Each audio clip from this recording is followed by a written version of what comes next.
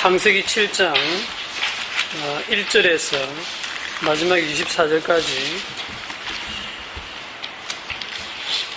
제가 한 절 읽고 여러분들이 한 절 읽고 교독을 하겠습니다. 한 절씩 교독하겠습니다.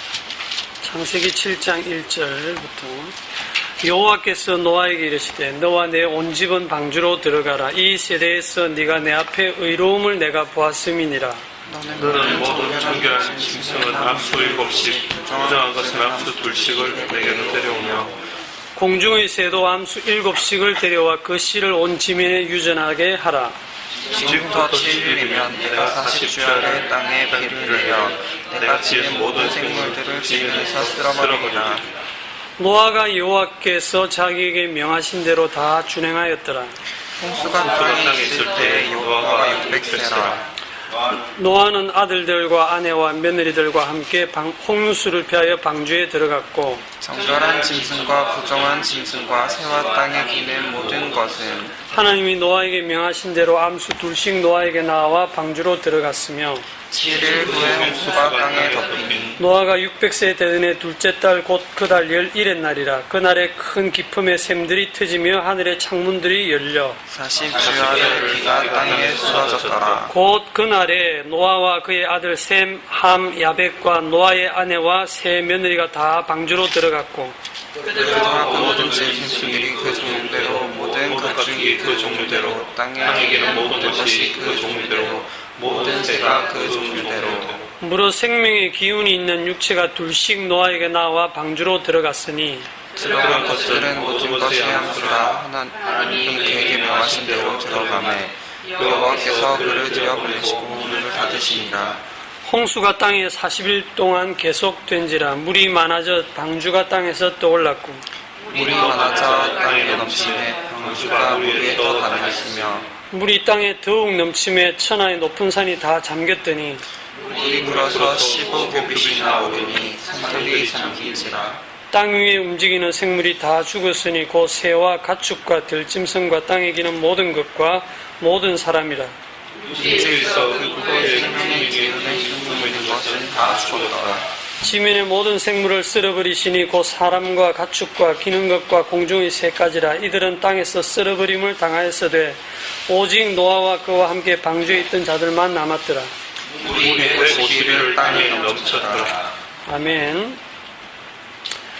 지난 시간에 창세기 7장 1절부터 5절까지를 가지고 하나님의 거룩이라는 제목으로 말씀을 전했는데요. 오늘은 하나님의 거룩 2, 두 번째 시간. 지난번에 너무 길어서 다 못했죠.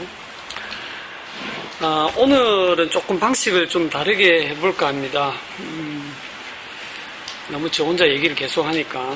물론 오후 시간에 서로 나누는 시간도 있긴 한데, 말씀을 읽고 나서, 말씀 읽기 전에 얘기했으면 더 좋은데, 말씀을 읽고 나서 이렇게 돌아가면서 그냥, 자기가 느낀 바, 말씀 읽는 가운데 어느 한 구절이라도 좋고, 궁금한 것이든지, 깨닫는 것이든지, 받은 바 은혜를, 또는 한 주간 자기가 경험했던 것 중에 꼭 얘기하고 싶은 것도 좋고, 이렇게 순서대로 돌아가면서 그냥 원하는 사람은 아무도 잘 안 하기 때문에 우리나라 사람들은 한마디씩만 하시면 됩니다. 한마디 너무 짧게 안 해도 되고 좀 길게 해도 됩니다. 그런데 너무 길게 하시면 눈치를 주겠습니다. 순서 이렇게 할까요? 우리 예찬이부터. 그냥 웃으면 안 되고 한마디라도 하세요. 임준도 사장님 오시는데 저 자리 예.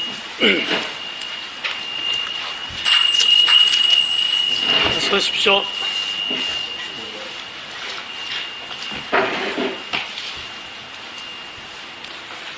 선생님 창세기 7장 1절부터 오시자마자 바로 성경을 보시고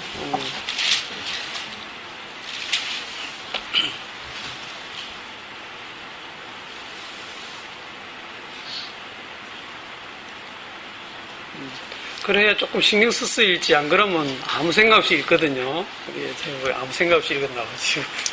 그러면 대찬이 조금 생각할 시간 주고, 우리 집사님 먼저 이경재 집사님. 저는 그냥 다른 것보다 네. 며느리가 3명이잖아요. 네. 우리나라 사람들의 그 가족 개념 며느리도 물론 포함되지만 이 며느리 개인 입장에 보면 친정 식구들도 있었고 친정의 가족들, 동생들, 뭐 지인들 다 있었을 거 아니에요, 그죠? 근데 며느리가 전혀 다른 성을 가진 며느리가 노아의 집에 이렇게 편입이 돼서 같이 이렇게 그 가족으로서 8명만 이렇게 구원을 얻었다는 게 네. 물론 슬프지만 이게 굉장히 슬픈 일이에요, 그죠? 다 죽고 자기 집안에서 이렇게 노아의 편입돼서 혼자 살아남았잖아요, 그죠? 그렇죠. 어떻게 보면은 그래서 그 며느리 입장에서 잠깐 생각해봤는데 그게 그 입장이 참 좀 뭐랍니까 가슴에 와 닿네요. 이 며느리가 3명 다 동서가 다 달랐을 거 아닙니까, 그죠? 네. 그래서 여자가 아닌데 제가 이상하게 며느리 입장이 좀 돼보네요. 오늘 갑자기 감성이 좀 예. 발동하시네. 그런 것 같습니다. 네. 우리 윤경은 집사님. 그럼 이제 제가 정리를 좀 하겠습니다. 지난주에 그 하나님의 거룩이라는 제목으로 말씀을 이렇게 어느 부분을 가지고 있냐면 창세기 7장 2절에 너는 모든 정결한 짐승은 암수 7씩, 부정한 것은 암수 2씩 네게로 데려오며 이랬죠. 갑자기 지금 뜬금없이 하나님께서 부정한 짐승, 정결한 짐승을 구별을 하고 계십니다. 지금 홍수가 나서 다 죽는 판에, 홍수가 나서 지금 노아 8식구 외에 하나님이 또 택해서 보내주는 그 암수 그 동물들 외에는 몽땅 다 죽는, 지구가 멸망하는 그런 상황에서 하나님 지금 정결함과 부정함을 나누고 계시거든요. 지금 여기서는 아직 계시가 완전히 이렇게 다 드러난 것이 아니기 때문에 하나님이 뭐가 부정하다, 뭐가 정결하다는 거 없이 그냥 하나님이 정결한 짐승은 7씩, 부정한 건 2씩 네게로 데려와라 이랬죠. 노아가 그걸 어찌합니까? 그런데 여기 5절에 보면 노아가 여호와께서 자기에게 명하신 대로 다 준행하였더라. 근데 대부분의 사람들이 노아는 하나님의 말씀을 잘 준행했다. 그래서 자꾸 노아를 위대하다라고 생각하고 노아에게 초점을 돌려요. 그래서 우리도 하나님의 말씀을 준행하자. 자꾸 이런 식으로 나가거든요. 근데 지금 노아가 어떤 말씀을 준행했냐면 그 바로 위에 이렇게 정결한 짐승과 부정한 짐승을 7씩 2씩 암수로 이렇게 데려와라. 무슨 재주로? 노아가. 이게 나중에 가보면 어떻게 되어 있냐면은 몇 절에 있습니까? 그 8절 9절에 보면 하나님이 노아에게 명하신 대로 암수 2씩 노아에게 나와 방주로 들어갔습니다. 노아가 열심히 지금 동물들 잡으러 댕겼죠. 아니거든요.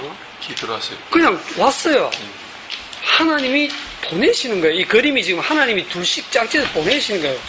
노아는 보고 있습니다. 지금 하나님께서 명령은 노아 보고 이렇게 해 그래놓고 하시기는 누가 하시냐면 하나님이 다 하시고 계세요. 나중에 방주에 탁 넣고 문 닫는 것도 하나님 다 하시는 거예요. 이게 구원입니다. 하나님이 다 하세요. 그런데 성경의 기록은 노아가 여호와의 말씀대로 다 준행하였더라 이렇게 기록하고 있거든요.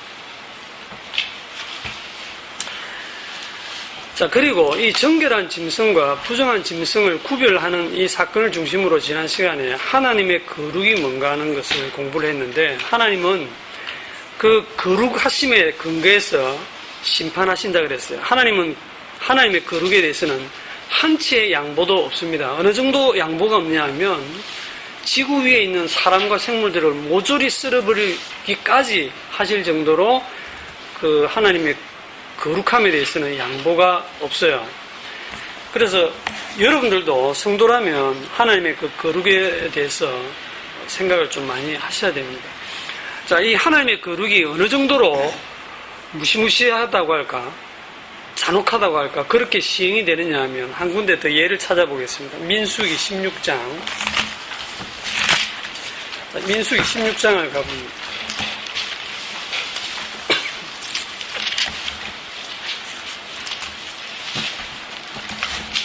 민수기 16장에는 1절부터 제가 쭉 읽으면서 설명을 하겠습니다.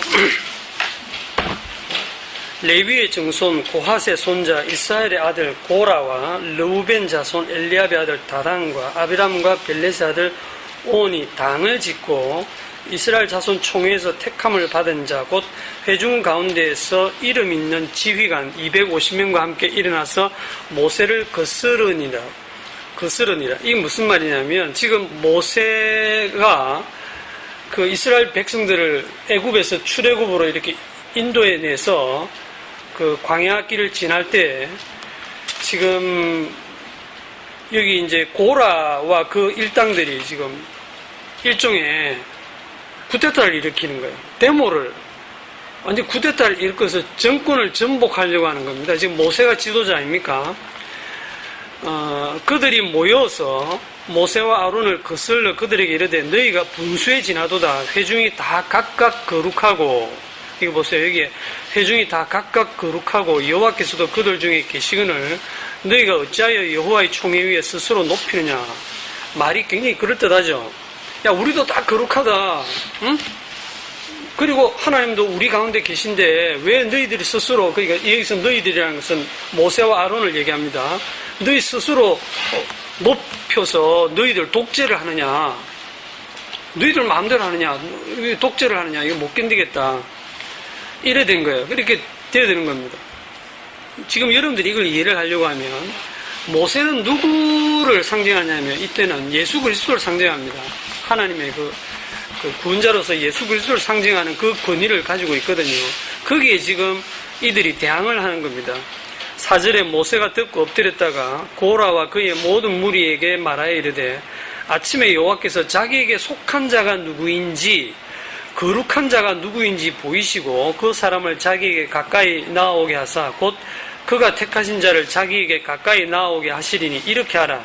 너 고라와 네 모든 무리는 향로를 가져다가 내일 여호와 앞에 그 향로에 불을 담고 그 위에 향을 두라. 그때 여호와께서 택하신 자는 거룩하게 되리라. 레위 자손들아 너희가 너무 분수에 지나치느니라. 모세가 또 고라에게 이르되 너희 레위 자손들아 들으라. 이스라엘 하나님이 이스라엘 회중에서 너희를 구별하여 자기에게 가까이 하게 하사 여호와의 성막에서 봉사하게 하시며 회중 앞에 서서 그들을 대신하여 섬기게 하심이 너희에게 작은 일이겠느냐. 지금 이 레위 자손들을 성막 그 일을 봉사하는 사람들을 세웠는데 이들이 제사장도 해보고 싶다 이거예요. 제사장의 권위가 상당하니까. 하나님이 너와 네 모든 형제 레위 자손으로 너와 함께 가까이 오게 하셨거늘 너희가 오히려 제사장의 직분을 구하느냐. 이를 위하여 너와 너희 무리가 다 모여서 여호와를 거스르는 도다. 자, 지금 모세와 아론을 대항하는 것을 여호와를 거스른다라고 표현하고 있죠.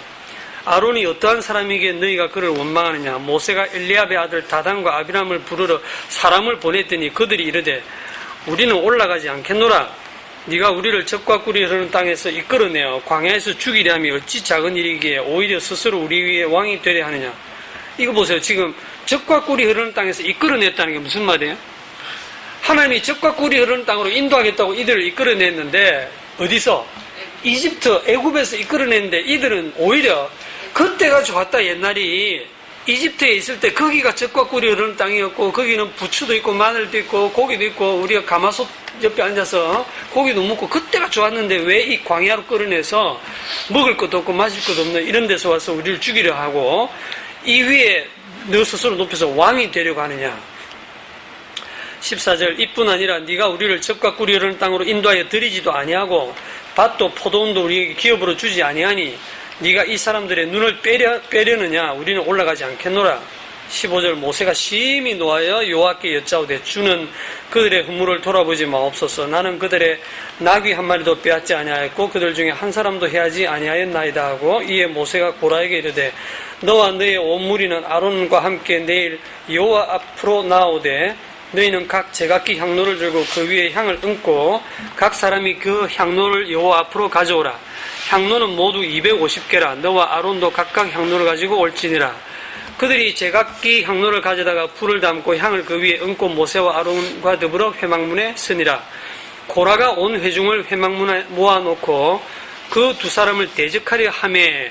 자, 여기 보세요. 고라가 온 회중을 회막문에 모아놓고 그 두 사람을 대적하려 하며, 고라는 지금 자기 패거리가 생겼어요. 250명의 지휘관들이 지금 자기를 따릅니다. 이 쿠데타는 성공합니다. 그죠? 인간적으로 볼 때 지금 저쪽은 모세와 아론 둘이고 나머지 밑에 지휘관 250명을 자기 편을 만들었어. 그리고 온 회중을 모아놓고 이제 선동을 해가지고 모세와 아론을 치려고 지금 생각을 한 거예요. 그때 여호와의 영광이 온 회중에게 나타나시니라. 여호와께서 모세와 아론에게 말씀하시되, 21절 보세요. 너희는 이 회중에게서 떠나라. 내가 순식간에 그들을 멸하려 하노라. 하나님 성질 급하시죠.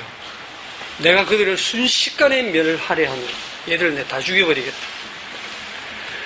이때 모세가 뭐 하냐면 그 두 사람이 모세와 아론이 엎드려 이르되, 하나님이여 모든 육체의 생명의 하나님이여 한 사람이 범죄하였거늘 온 회중에게 진노하시나이까.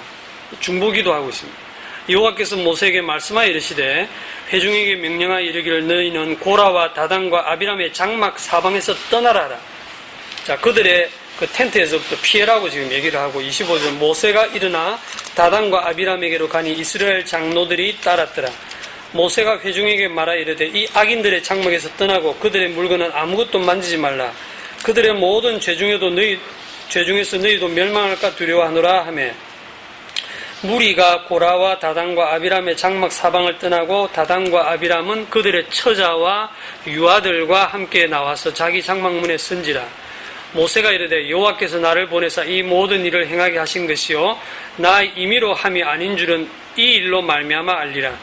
곧 이 사람들의 죽음이 모든 사람과 같고 그들이 당하는 벌이 모든 사람이 당하는 벌과 같으면 여호와께서 나를 보내심이 아니거니와, 만일 여호와께서 새 일을 행하사 땅이 입을 열어 이 사람들과 그들의 모든 소유물을 삼켜 산채로 수월에 빠지게 하시면 이 사람들이 과연 여호와를 멸시하신 것인 줄 너희가 알리라. 그가 이 모든 말을 마치자마자 그들이 썼던 땅바닥이 갈라지니 바로 지진이 일어나죠. 땅이 그 입을 열어 그들과 그들의 집과 고라에게 속한 모든 사람과 그들의 재물을 삼키매 그들과 그의 모든 재물이 산채로 수월에 빠지며 땅이 그 위를 덮이니 그들이 회중 가운데서 망하니라.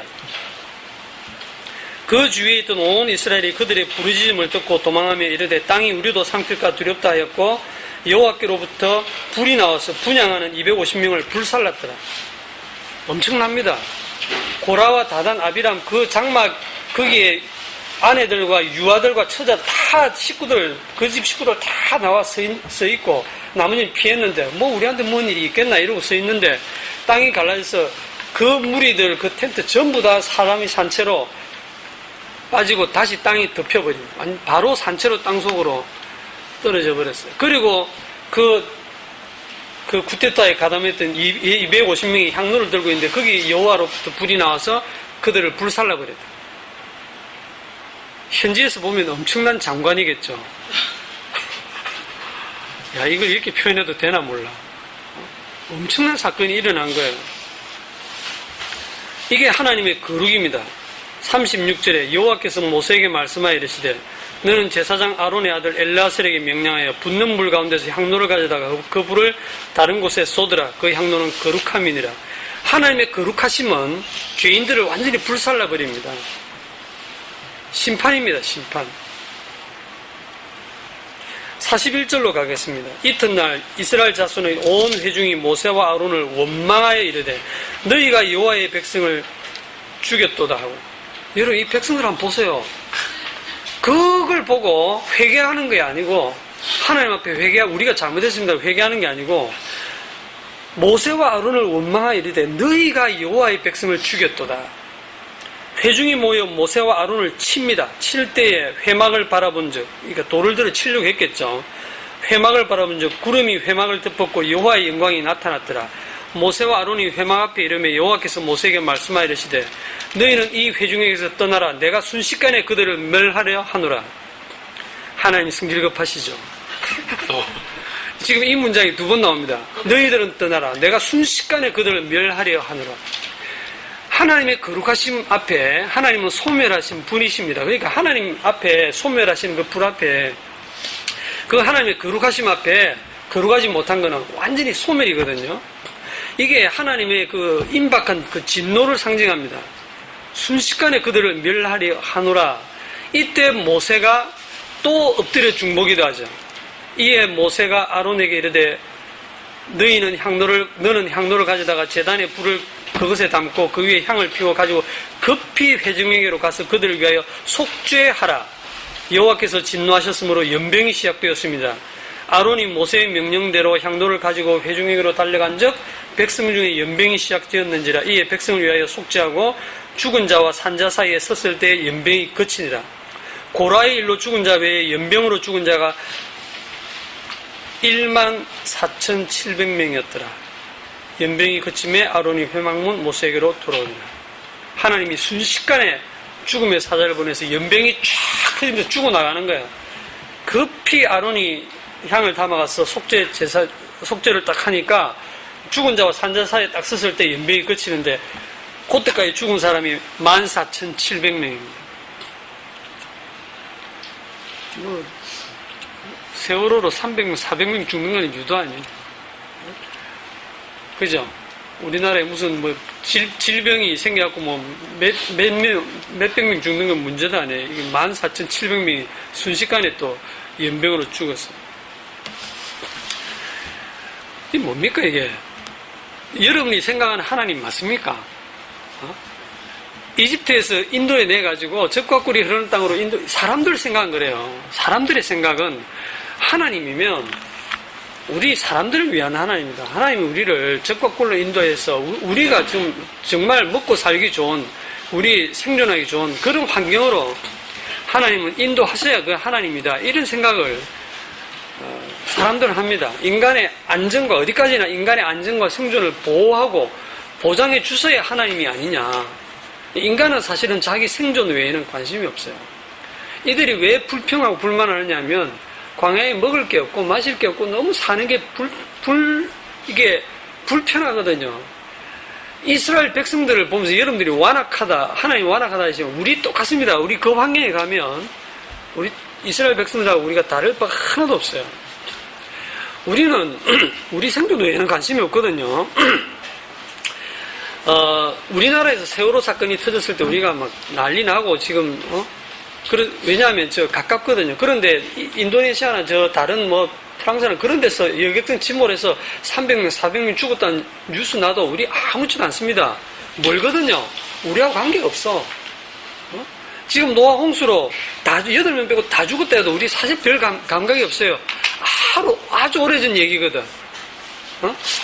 당장 지금 내 손에 가시 찔린 게 더 아픈 거예요. 우리 사람은. 그러니까 내 몸만 편하면 돼. 우리는 내 몸만 편하면 돼. 내 일만 잘 풀리면 돼. 내 살아가는 일만 잘 풀리면 어떤 생각하냐면 내가 하나님도 잘 믿고 있는 것 같고 하나님도 좋은 분인 것 같고 그게 다 자기 컨디션인데 하나님께서 이스라엘 백성을 선택하신 이유가 뭐라고 했습니까? 하나님 이스라엘을 그 많은 민족들 가운데 유일하게 이스라엘 백성을 선택하신 이유는 거기에 하나님의 속성인 거룩을 담기 위해서입니다. 내가 거룩하니 너희도 거룩하라. 하나님의 그 거룩을 드러내기 위해서 이스라엘 백성을 선택하시고 오늘날 성도들도 거룩한 무리라고 하는 성도들도 하나님의 그 거룩을 담기 위해서 성도를 선택하신 거거든요. 그래서 창세기 6장에는 상세한 설명을, 7장에는 상세한 설명을 안 하지만 정결한 짐승, 부정한 짐승 하면서 이렇게 구별을 하시는 이유가 이때부터 이미 하나님께서 그 부정한 것, 깨끗한 것, 거룩한 것, 거룩하지 않은 것을 구별하고 계세요. 요 구별이 이제 뒤에 가면 정확하게 어디서 나옵니까? 레위기서에 나오죠. 한번 또 가봅시다. 레위기 11장 3절.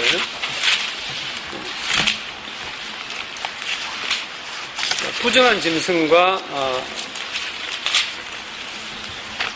레위기 11장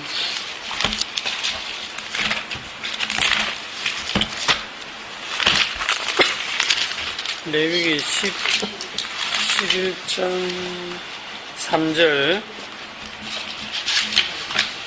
1절부터 3절 제가 읽을게요. 여호와께서 모세와 아론에게 말씀하여 이르시되 이스라엘 자손에게 말하여 이르라.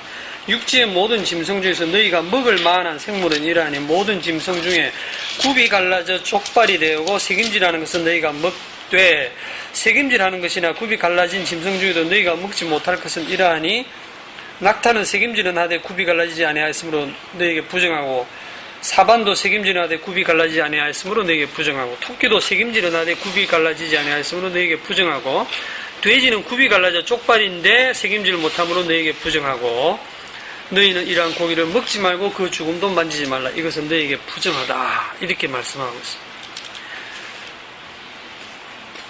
옛날에 저는 이걸 읽으면서 돼지고기 못 먹겠다 이런 생각을 했었어요. 우리 사람은요, 성경을 읽으면 어떤 생각을 하냐면 성경은 전부 다 하라 하지 말아로 되어 있기 때문에 율법을 딱 읽으면 대체로는 여러분들이 이대로 해야지 이런 생각 듭니다. 들죠? 돼지고기는 너희에게 부정하니 먹지 말라. 아유, 오늘 고기 물어가야지, 돼지고기 물어가야지. 이래 안 하거든요, 우리는. 이거 읽으면요, 돼지고기 물을 때마다 찝찝합니다. 이제 마음이 찝찝하고, 하나님 말씀하셨으니까 맛있지만 내가 안 먹어야지. 이런 마음 먹어요. 우리 우리 어진 마음들 갖고 있거든요. 대체로는 이 말씀대로 하려고 해요. 그러니까 우리는 법을 딱 읽으면 내가 이 법을 지켜야지. 이런 마음을 갖고 있습니다. 그게 유대인들입니다. 그래서 열심히 어려서부터 율법을 지켰어요. 그런데 이 말씀이 최종적으로 지향하는 지향점이 누군가를 놓친 겁니다. 왜 이스라엘 백성들은 돼지고기를 지금도 안 먹지만 먹지 말라 했느냐, 하나님이. 왜 이건 부정하다, 저건 정결한 짐승을 먹어라, 부정한 건 먹지 마라. 왜 그렇게 했다고요? 그 백성들이 거룩한 백성이라고 하는 것을 가르치기 위해서고, 거룩한 백성들이 부정한 걸 먹으면 부정해지니까. 그래서 레위기에 보면 굉장히 많은 정결 예식들이 있거든요. 정결이 너무 많아요. 그거 읽고 이러면 다 못합니다. 그걸 그렇게 구구절절 먹는 것까지 간섭하면서 하나님이 너희는 거룩한 백성이니 거룩한 걸 먹어야 된다 이렇게 가르친 이유가 뭡니까? 나중에 가면 최종적으로 그 예수님이 그랬죠. 예수님이 그 요한복음에 보면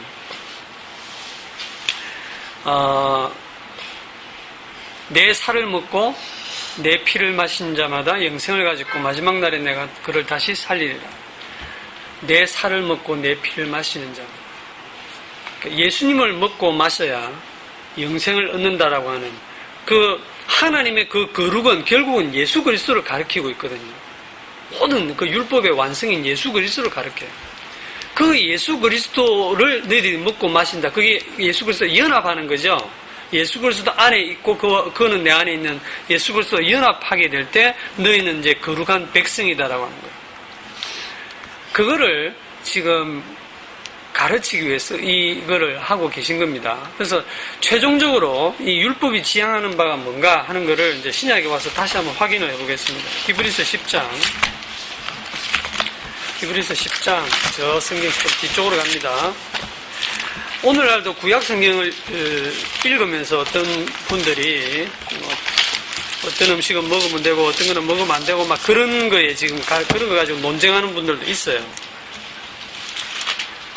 안식일을 지켜야 되니 말아야 되니 그런 이제 구약의 율법을 가지고 막 논쟁하는 분들이 있거든요. 자, 히브리서 10장 1절을 봅니다. 율법은 장차 올 좋은 일의 그림자일 뿐이요 참 형상이 아니므로. 자, 율법은 뭐다? 그림자다 그랬죠.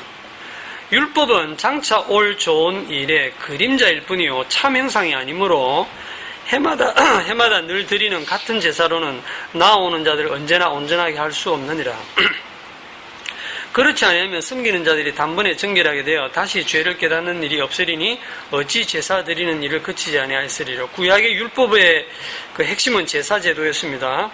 그러나 이 제사들은 해마다 죄를 기억하게 하는 것이 있나니 이는 황소와 염소의 피가 능히 죄를 없이 하지 못함이라.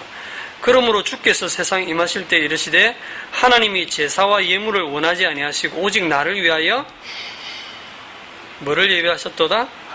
한 몸을 예비하셨도다.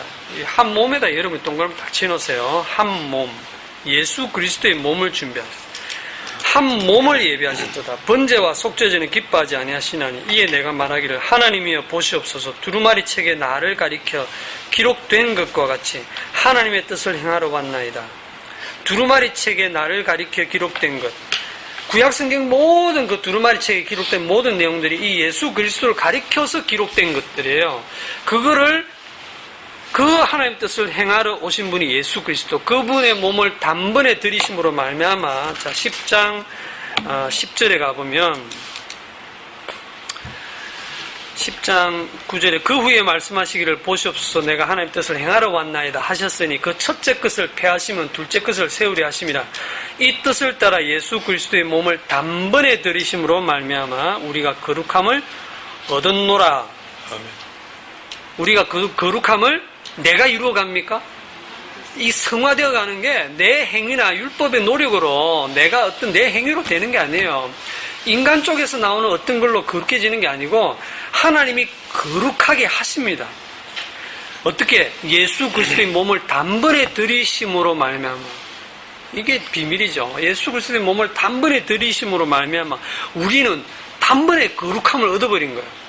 이 예수 그리스도로 말미암아 단번에 거룩함과 의로움을 얻으면 우리는 그 진노에서, 하나님의 진노와 그 심판에서 구원함에 이르는 겁니다. 그게 영생인 것입니다.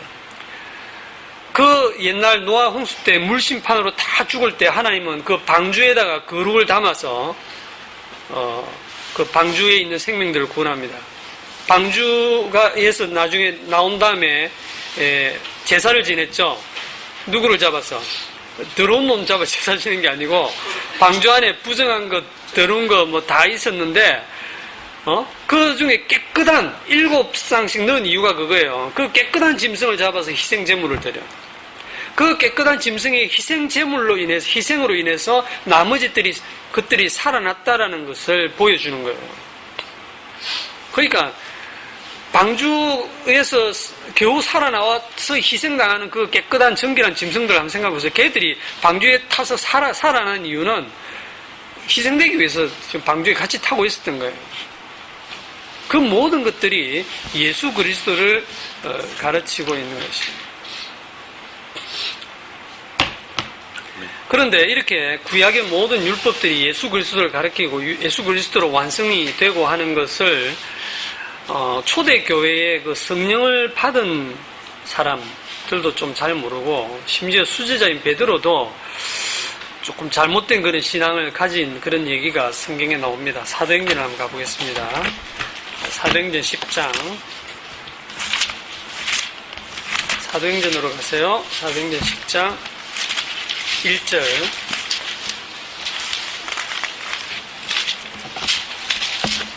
제가 창세기만 하다가 끝날 수도 있기 때문에 이 모임이 기회 있을 때마다 여러 군데를 돌아다닙니다. 사도행전 10장 1절 가이사라에 고넬료라 하는 사람이 있으니 이달리아 부대라 하는 군대의 백부장이라. 그가 경건하여 온 집안과 더불어 하나님을 경외하며 백성을 많이 구제하고 하나님께 항상 기도하더니. 굉장한 사람이죠. 그 이스라엘 로마 백부장인데 자기가 점령하고 있는 점령지 식민지인 그 나라의 신을 지금 믿는 거예요. 우리로 치면 저기 일본군이 들어와서 우리나라를 다스릴 때 일본 총독이 우리나라의 토속신을 믿는 거랑 같아요. 하루는 제9시쯤 되어 환상 중에 밝히 보매 하나님의 사자가 들어와 이르되 고넬료야 하니 고넬료가 주목하여 보고 두려워 이르되 주여 무슨 일이니까. 천사가 이르되 네 기도와 구제가 하나님 앞에 상달되어 기억하신 바가 되었으니 네가 지금 사람들을 요빠에 보내어 베드로라는 시몬을 청하라. 그는 무두장이 시몬의 집에 유숙하니 그 집은 해변에 있다 하더라. 마침 말하던 천사가 떠나며 고넬료가 집안 하인 둘과 부하 가운데 경건한 사람 하나를 불러 이 일을 다 이루고 요빠로 보내니라. 이튿날에 그들이 길을 가다가 그 성에 가까이 갔을 때 베드로가 기도하려고 지붕에 올라가니 그 시각은 제6시더라. 이 6시는 오늘 우리나라 시간으로 하면 12시입니다. 낮 12시. 그가 배가 고파서 시장하여 먹고자 하며 사람들이 준비할 때 황홀한 중에 하늘이 열리며 한 그릇이 내려오는 것을 보니 큰 보자기 같고 내 귀를 메어 땅에 들이웠더라. 그 안에는 땅에 있는 각종 네발 가진 짐승과 기는 것과 공중에 나는 것들이 있더라. 또 소리가 있으되 베드로야 일어나 잡아 먹으라 하거늘 베드로가 이르되 주여 그럴 수 없나이다. 속되고 깨끗하지 아니한 것을 내가 결코 먹지 아니하였나이다. 한데 또 두 번째 소리가 있으되 하나님께서 깨끗하게 하신 것을 네가 속되다 하지 말라 하더라. 이런 일이 3번 있은 후 그 그릇이 곧 하늘로 올려져 가더라. 베드로가 본 바 환상이 무슨 뜻인지 속으로 의아해 하더니 마침 고넬료가 보낸 사람들이 시몬의 집을 찾아 문 밖에 서서 불러 묻되 베드로라 하는 시몬이 여기 유숙하느냐 하거늘 베드로가 그 환상에 대하여 생각할 때에 성령께서 그에게 말씀하시되 두 사람이 너를 찾으니 일어나 내려가 의심하지 말고 함께 가라. 내가 그들을 보내었느니라 하시니 베드로가 내려가 그 사람들을 보고 이르되 내가 곧 너희가 찾는 사람인데 너희가 무슨 일로 왔느냐. 그들이 대답하되 백부장 고넬료는 의인이요 하나님을 경외하는 사람이라. 유대와 온 족속이 칭찬하더니 그가 거룩한 천사의 지시를 받아 당신을 그 집으로 청하여 말씀을 드리라 하느니라 한데 베드로가 불러들여 유숙하게 하니라. 이튿날 일어나 그들과 함께 갈새 요빠에서 온 어떤 형제들도 함께 가니라. 이튿날 가이사랴에 들어가니 고넬료가 그의 친척과 가까운 친구들을 모아 기다리더니 마침 베드로가 들어올 때에 고넬료가 맞아 발 앞에 엎드려 절하니 베드로가 이렇게 이르되 일어서라 나도 사람이라 하고 더불어 말하며 들어가 여러 사람이 모인 것을 보고 이르되 유대인으로서 이방인과 교제하며 가까이 하는 것이 위법인 줄은 너희도 알거니와 하나님께서 내게 지시하사 아무도 속되다 하거나 깨끗하지 않다 하지 말라 하시기로 부름을 사용하지 아니하고 왔노라. 묻노니 무슨 일로 나를 불렀느냐. 고넬료가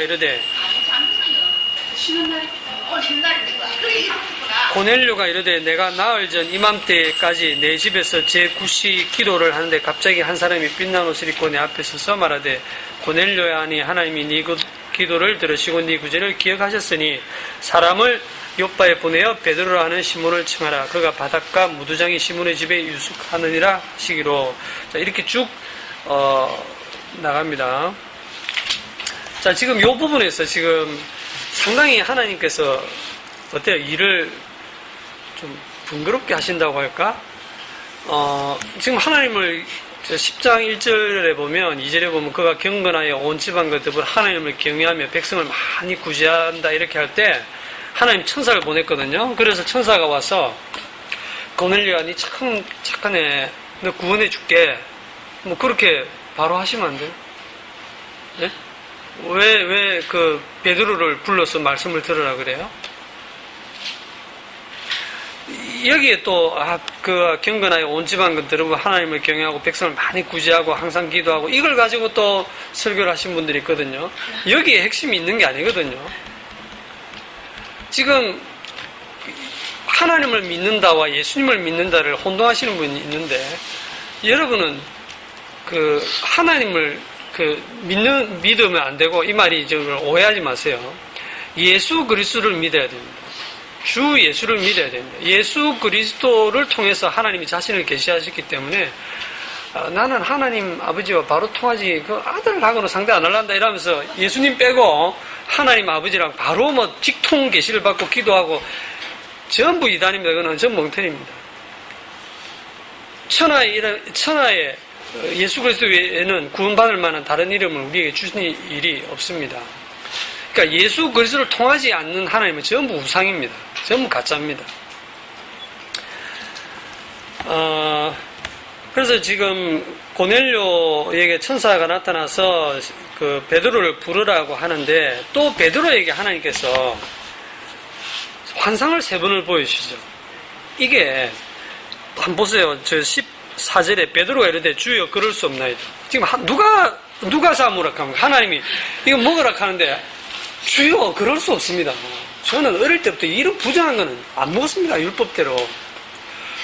지금 하나님이 먹으라 하는데 이 베드로는 자기가 지금까지 알고 있는 그 신앙을 굽히지 않는 거예요. 굽히지 않는 걸 어떻게 하냐면 3번이나 지금 그러고 있거든요. 한 번에 두 번째는 먹어볼게요도 아니고 3번이나 지는 안 먹는다 했거든요. 저는 깨끗합니다. 어릴 때부터 저는 부정한 건 안 먹었어요. 율법대로. 그러니까 여전히 어릴 적부터 배운 그 율법적인 사고에 이렇게 베드로가 딱 사로잡혀 있기 때문에 이거를 하나님이 야단치시는 게 아니고 지금 세 번이나 환상을 보여주면서 베드로를 고쳐가는 이 본문 자체가 지금 고넬료도 위하지만 베드로의 신앙을 고쳐가시는 거예요. 잘못된 신앙을 하나님께서. 이게 하나님의 일하심입니다. 그러면서 하나님께서 깨끗하게 하신 것을 네가 속되다 하지 마라. 하나님 보세요. 하나님이 깨끗하게 하신 것입니다. 원래는 부정했는데 하나님이 깨끗하게 하신 거예요. 원래는 우리는 부정했는데 하나님이 깨끗하게 하신 거예요. 저는 이 본문을 읽으면서 뭐가 생각이 나냐면 하나님이 의롭다 하시면 누가 정죄하리요? 성도를. 하나님이 깨끗하다. 너는 의롭다. 예수 그리스도의 피로 너의 죄는 다 사했다. 하고 하나님이 의롭다 하시면 누가 감히 정죄하리요? 누가 송사하리요? 의롭다 하시는 하나님이시니. 그렇기 때문에 하나님이 깨끗하다 한 것을 네가 속되다 하지 마라. 지금 유대인으로서 이방인을 이렇게 교제하는 거 위법이라고 하잖아요. 그죠? 율법에 거슬리는 거고, 이방인을 집에 들이지도 않고, 이방인의 집에 가서 음식을 같이 먹지도 않습니다. 그게 유대인들의 옛날부터 배워온 그 율법이거든요. 그런데 그게 지금 다 이제 깨어지는 겁니다. 과거에 그런 것들이 다 결국은 뭘 지향했냐면 예수 그리스도를 지향했던 거거든요. 이게 지금 성령 받기 전에 베드로가 아니고 성령을 받은 후에 베드로 역시, 수제자인 베드로 역시 이런 이방인에 대한 잘못된 그런 생각들을 지금 성령 하나님께서 고쳐나가고 있습니다. 돼지고기 먹을 수 있죠. 옛날 구약 성경에 피를 먹지 말라 해서 선지국도 먹을 때마다 찝찝하고 그랬는데 선지국 못 먹고 돼지고기 못 먹고 하나님이 깨끗하게 하신 것 다 그 모든 것들은 결국은 예수 그리스도를 가르치기 위한 교재로서 다 한때 모델하우스처럼 그림자처럼 모형처럼 하나님이 사용하셨던 것들입니다. 그런데 여전히 거기에 매여 있으면 실체가 오셨는데 여전히 거기에 매여 있으면 안 되겠죠. 자, 이제 조금 시간이 많이 갔는데 조금 정리를 하겠습니다. 하나님의 거룩을 드러내기 위한 이 하나님의 노아 홍수 심판은 이 심판과 구원이 동시에 일어납니다. 뭐와 뭐가 동시에 일어난다? 심판과 구원이 동시에 일어납니다. 심판도 하나님이 하시는 일이고 구원도 하나님이 하시는 일이죠. 마태복음 3장에 보면 이런 말씀이 있어요. 예수님이 그가 자기의 타작마당에서 자기의 타작마당을 정하게 하사 알곡은 곳간에 들이고 쭉정이는 꺼지지 않는 불에 태우신다 했죠. 자기의 타작마당이 지금 이 세상이에요. 여기에서 하나님이 타작마당에서 알곡을 이렇게 타작을 할 때 옛날에 도리깨 긴 짝대기에 이렇게 채찍이 아니고 나무 쌀래기 같은 걸 쭉 붙여갖고 그걸 도리깨라 하죠. 이거 탁 때리죠. 누구를 때리냐면 가라지를 때리는 게 아니에요. 알곡과 가라지 같이 있는데 때리잖아요. 팍팍 때리잖아요. 다 두드려 맞습니다. 다. 성도 아닌 사람도 다 두드려 맞습니다. 우리도 심판 통과합니다. 다 두드려 맞습니다. 그런데 알곡은 남죠. 그러니까 도리깨질하고 키질을 하면 겨는 쭉정이는 바람에 휘휘 이리저리 날려가고 결국 알곡이 남잖아요.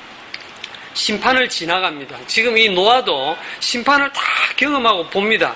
그런데 그 심판 위에 뜨죠. 그 심판에서 살아남죠.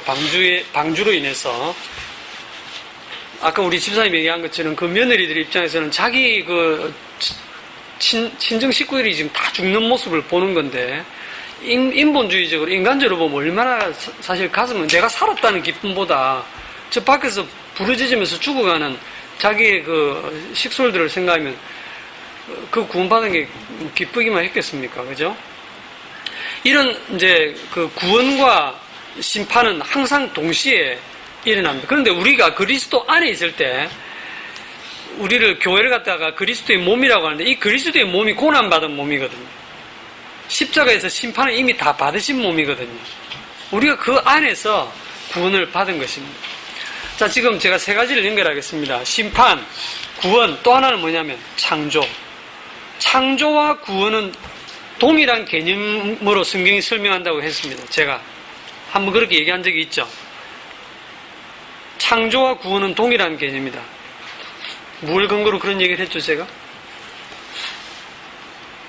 기억 안 나세요? 혹시 머리 좋은 학생들? 창조와 구원은 동일한 개념이다. 저기 출애굽기 20장 8절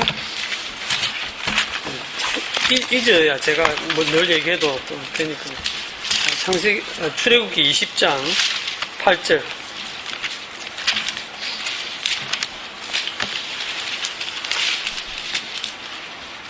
출애굽기 20장 8절에 보면 안식일을 기억하여 거룩하게 지키라.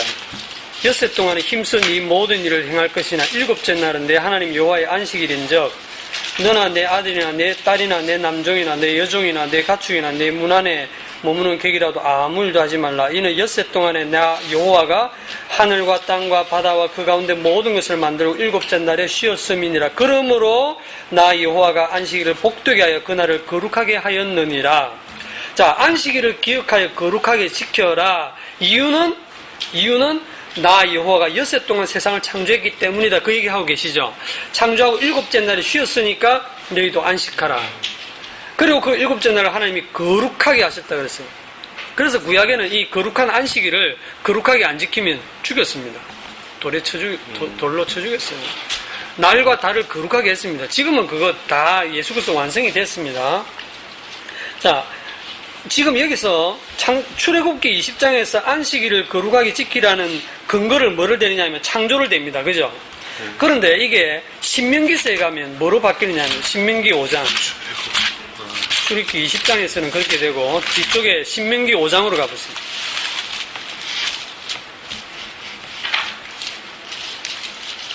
신명기 5장 12절.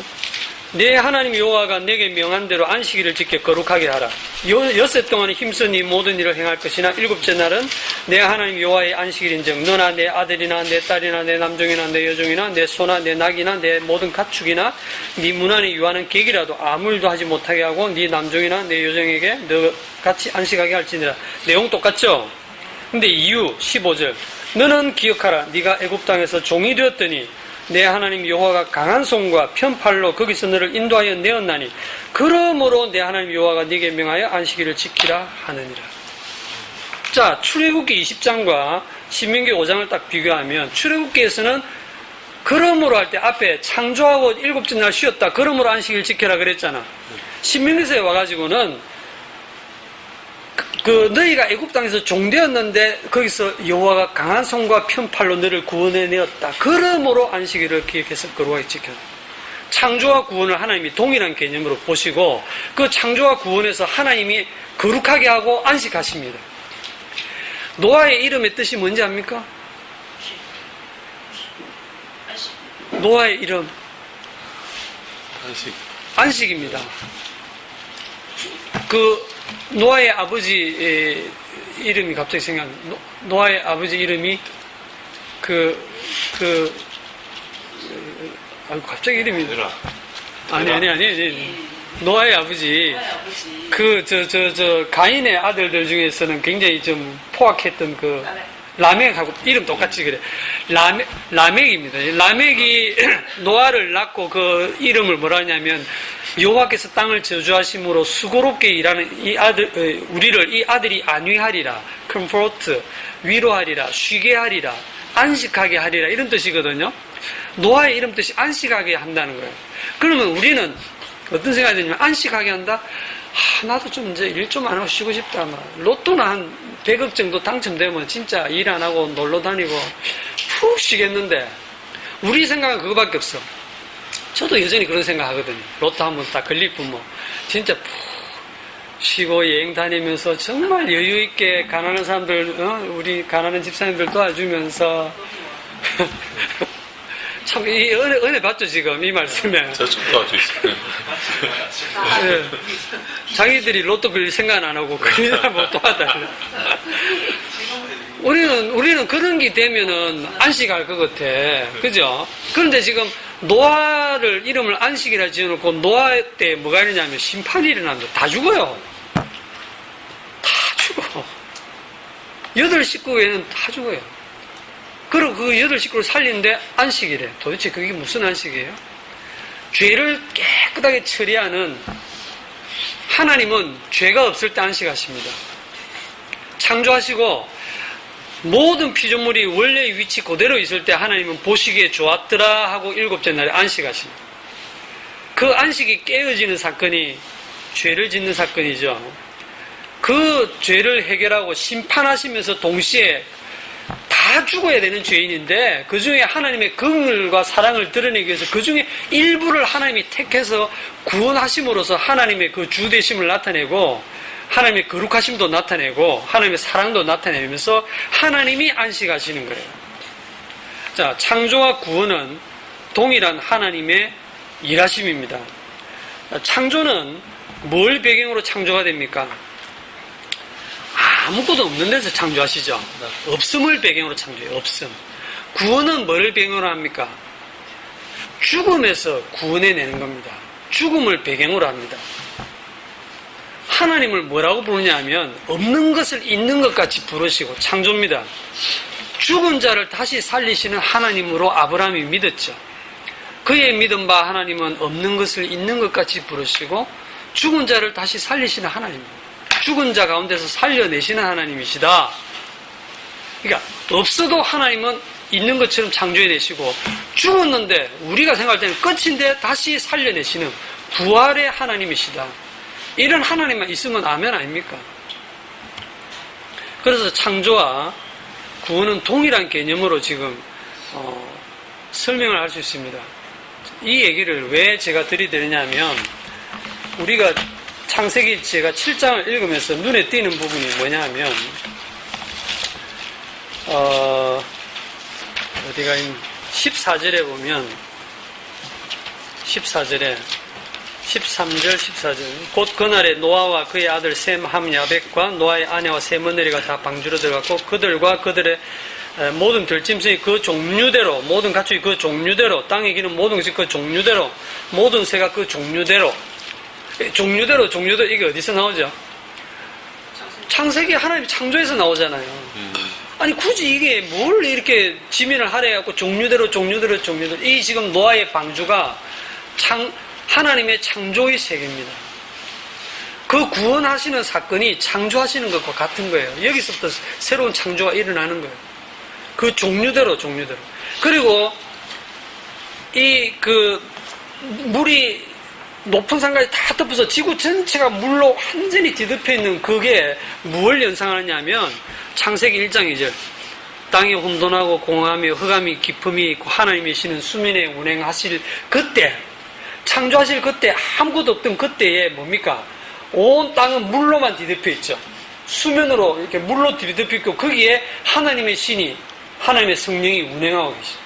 창조의 일을 하고 계시죠. 그 6일 동안 창조하실 때 이제 거기서 하나님이 어둠에서 빛을 내시고 빛과 어둠을 나누죠. 빛과 어둠을 나누고 또 위의 물과 아래 물로 나누죠. 이 나누는 것 구별하는 게 전부 거룩입니다. 다 거룩하게 구별하는 거. 바다와 땅을 나누죠. 다 구별입니다. 그것들이 지금 합쳐지는 것이 심판이죠. 하나님의 심판. 지금 이 노아의 홍수가 나머지 거룩하지 않는 것을 다 심판해버려요. 그리고 거기서 하나님의 거룩을 담은 유일하게 그 방주 안에서 그 정결한 짐승의 희생으로 그 방주 안에는 정결한 것만 있는 것도 아니고 부정한 짐승도 있는 거 아닙니까? 여전히 똑같은 죄인들이 타고 있어요. 8명이. 왜 이 8명이 똑같은 죄인들이냐면 나중에 이 8명이 나와서 거기서 나온 온 민족들이 다 퍼져나가는데 그들이 홍수를 경험하고 나서 100년도 안 돼가 바벨탑 쌓거든요. 100년도 안 돼서. 인간은 안 변합니다. 홍수라고 하는 엄청난 심판이 일어나도 그걸 봐도 안 변합니다. 인간은요, 어떤 그런 기적들을 봐도 안 변합니다. 제가 노아 홍수와 관련해서는 유튜브에 치면은 과학적인 증거들 이래갖고 지금 방주 그 나무가 어디서 발견됐느니 그러면서 이제 역사적인 사실을 그걸 아무리 밝혀내도 그건 의미 없어요. 방주를 저 아라라산 꼭대기에서 현대기술을 다 파내가지고 완전히 복원을 시켜놨다고 한들 그게 과거 역사적인 사실이었구나. 그 역사적 사실을 믿는 거는 믿음 아닙니다. 성경에서 말하는 믿음 아니에요. 그 역사적인 현장에 있었던 사람들도 안 믿는데요. 여러분, 출애굽 그 노아 홍해를 건너는 거 보통 일입니까? 그 사람들이 바다가 갈라져서 길이 만들어진 그 사이로 걷는 그 사람들이 그 어마어마한 기적을 경험한 현장에 있었던 그 사람들이 광야로 들어와서 사흘 길을 걷고 원망불평하거든요. 왜? 먹고 살기 힘들다고. 여러분, 먹고 살기 힘들면 바로 하나님 원망합니다. 그렇기 때문에 오늘날 여러분들이 체험, 신비체험, 은사체험, 방언하고 병 낫고 불치병이 낫고 이상한 기적을 체험하고 아무 쓸데없습니다. 전부 사탄의 장난들이에요. 말씀이 가장 중요해요. 지금 말씀 계시는 끝났거든요. 근데 그걸 보면 믿을 수 있다? 그걸 보고 믿는 게 아니에요. 그거 아무리 보고 체험해도요, 삶에서 먹고 살기 힘들고 고단한 일이 발생하고 해보세요. 컨디션 나빠보세요. 대번에 원망 불평 나옵니다. 사람은 절대 그런 일로 안 변합니다. 그래서 안 변하면 다 죽여야지. 다 죽이시고 살려내십니다. 그리스도 안에서 다 죽이시고 살려내십니다. 절대 안 변하는데, 그런데 그리스도 안에서 죽이시고 살려내셨을 때 보라, 누구든지 그리스도 안에 있으면 새로운 피조물이라. 이전 것은 지나갔으니 새 것이 되었도다. 이게 하나님의 새 창조의 일입니다. 그 새 창조가 구원 속에서 일어나는데 그 구원과 심판은 항상 동시에 일어난다. 그래서 하나님이 우리를 구원하셨다고 해서 이 땅에서 잘 먹고 잘 살고 잘 될 거라는 생각은 하지 마세요. 그러나 여러분이 하나님의 손에 사로잡혀 있다고 하는 그것으로 인해서 기뻐하시고 이 땅에 사는 동안은 징계 속에서 고난일 수밖에 없어요. 우리는 약속을 받았기 때문에 이제는 죽어도 좋다. 이 몸은 죽어도 얻는 것을 있는 것 같이 부르시고 죽은 자 가운데 살려내시는 그 하나님의 약속은 거짓말하지 않으시는 하나님, 그리고 능력이 있으신 그 하나님이 반드시 이루실 것이라는 그 부활의 소망을 믿고 우리는 이 세상을 넉넉히 이기며 살 수 있는 것입니다. 오늘은 여기까지 하겠습니다. 기도합시다.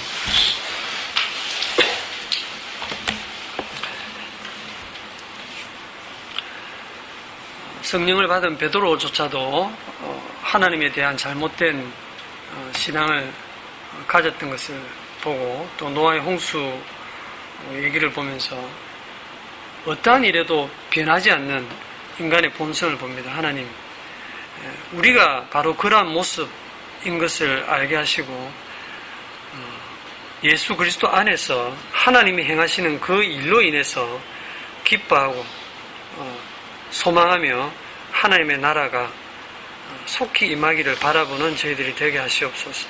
예수님의 이름으로 기도합나이다. 네.